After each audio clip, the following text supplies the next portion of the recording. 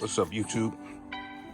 Hey, just want to take a minute to go over some of the things to consider when purchasing a G37 or Q60. Some things to look out for when you're making the purchase. All right, so I'll start from the the most critical item, and number one would be the gallery gasket issue. Now, this is all over the place on YouTube. You see people out there that are successfully able to fix the gasket itself. But what you don't see is situations where people are not able to fix the gasket successfully. It seems like a simple procedure or simple job, or kind of, right? So you take the whole front apart, take the front cover off, and essentially go in, replace the gaskets, and then retime the engine. Now, there's a lot that goes on with that. If it's done incorrectly, you can destroy your vehicle, the engine in your vehicle. So if you're not someone that's savvy, it may be a good idea to have a professional take care of it. I consider myself to be someone that's that is able to do some mechanical things, but when you start going into open up the engine like that, I'm not comfortable doing it. It is about a $2,000 job if you just have the gasket replaced.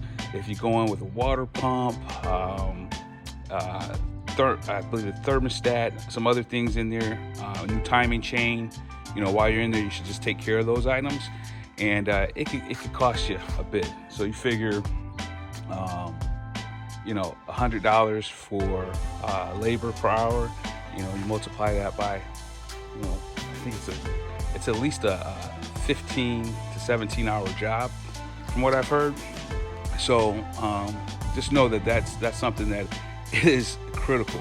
I had a situation with mine where it wasn't even the gaskets that were plugged. I got the P0011, but some of the RTV that the factory used got into one of the oil ports, which caused that P011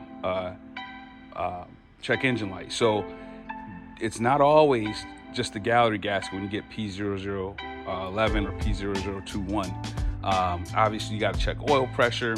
Oil pressure, when it was checked, looked fine because it wasn't losing oil. It was just the oil was not challenging, going in the right places, which caused the phasers to trigger that P0011. So something to be aware of. If you are going to dive in there, just make sure you know what you're doing. If you don't know what you're doing, go ahead and have a professional take care of it for you.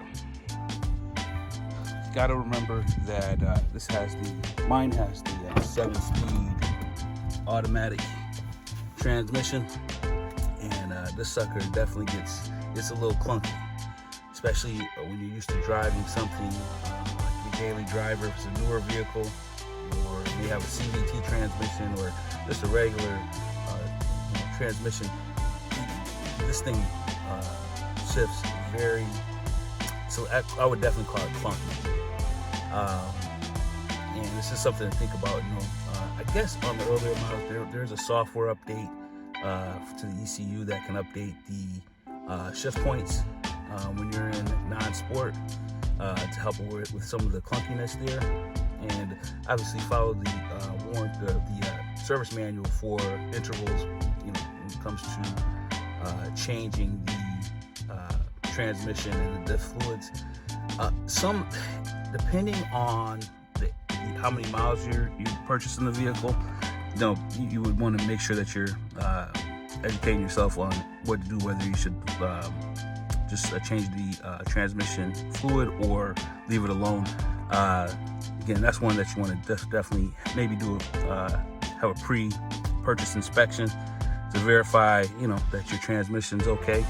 The manuals have an issue with the throwout bearing, and that can go. So I don't know as much about that because I have the automatic. This is a 2010 G37 all-wheel drive. So different species basically as far as the vehicle compared to a manual transmission. Also want to say happy Easter to all that celebrate. But the third item is the sunroof. The drain, just making sure that the inlets are clean and that they're not backed up. If you keep your car outside year-round, you know, that's one thing that you probably have to contest with a little bit. Make sure that it's not plugged, because it will cause water to leak in your interior. You get a musty smell in the car. Obviously, you have a puddle of water, and then it's also, you know, your electronics can be damaged as well. So just keep an eye out and be aware of that as well. Sticking with the interior, my last two items are going to be the outdated infotainment system. Mine's a 2010, like I mentioned, or I don't know if I mentioned, but mine's a 2010, and this infotainment system is really outdated. I knew that coming into it, and so I might look at other solutions. Right now, I can play my music with through the aux cable, so it's not that bad, but I do miss like Apple CarPlay and stuff like that. So small screen, and you know, there are aftermarket solutions. This one doesn't have the nav, so I think Grom offers one where you keep the factory system itself, but then they just have a module that you plug in, and it updates the infotainment system where you can get Apple CarPlay. I like one that Brainiac's coming out with. It's the plastics where you just put a Samsung tablet in place of the OEM unit here. It's even got a wireless charger on the bottom. I'm considering purchasing that because it is a clean look.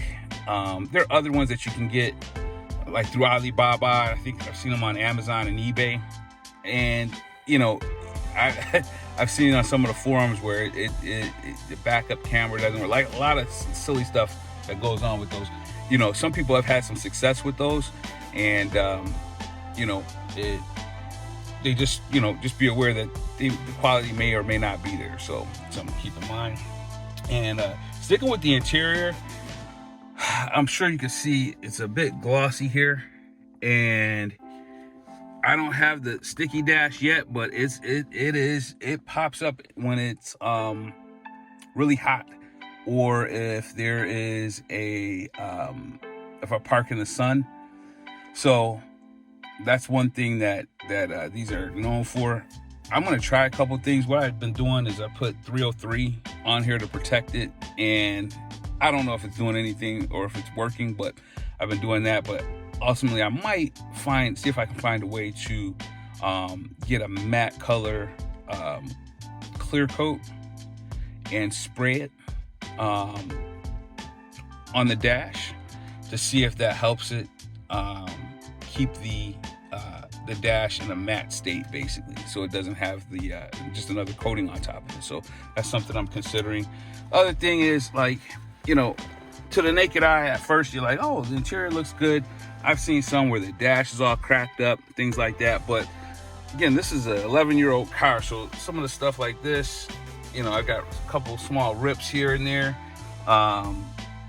Overall, I would say the interior is in pretty decent condition, but there are some things that need to be addressed or fixed or left alone.